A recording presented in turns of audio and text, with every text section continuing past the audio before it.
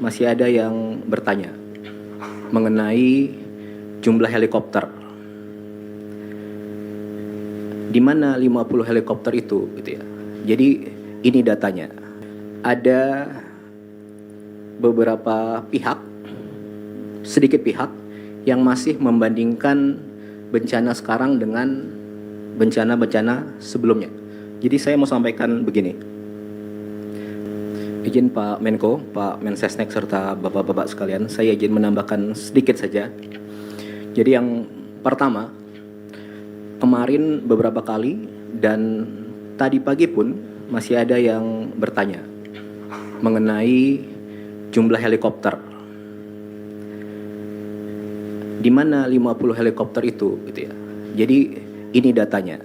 Jadi ada 53 helikopter gabungan TNI, Polri, Basarnas, BNPB, kemudian ada swasta, Pertamina, dan lain sebagainya. Ini semuanya sejak awal ada di 3 provinsi tersebut. Kemana mereka?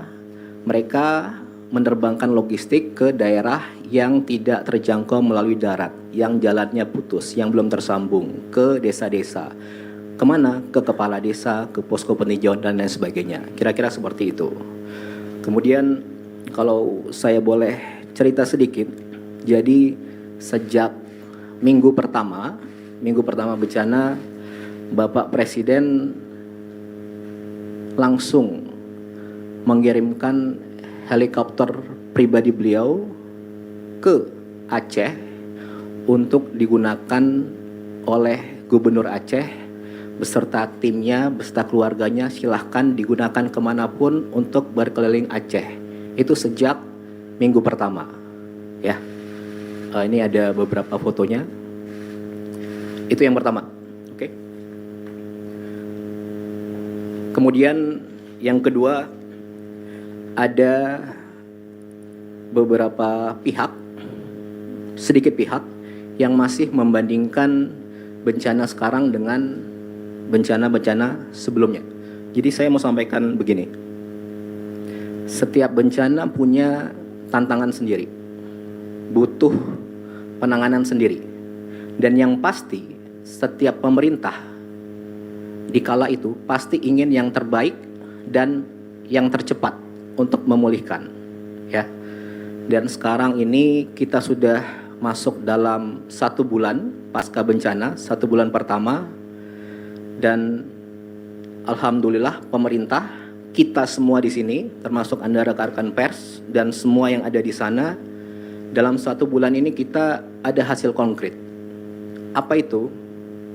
1, bencana ada di 3 provinsi, terdampak 52 kabupaten, 78 jalan nasional putus, ya.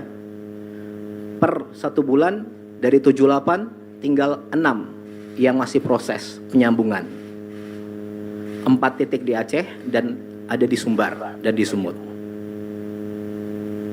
Itu yang pertama. Kemudian yang kedua, jembatan lintas kabupaten.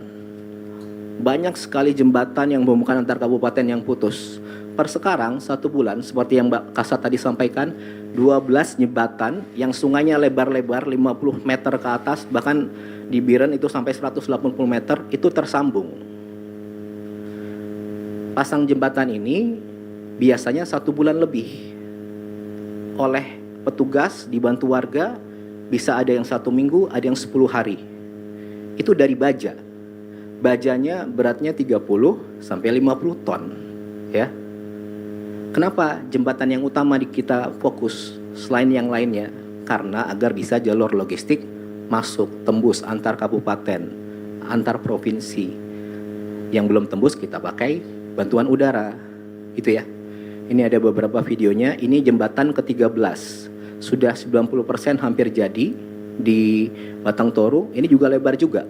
Jadi semuanya bekerja pagi, siang, malam, bagaimana secepat mungkin itu bisa pulih.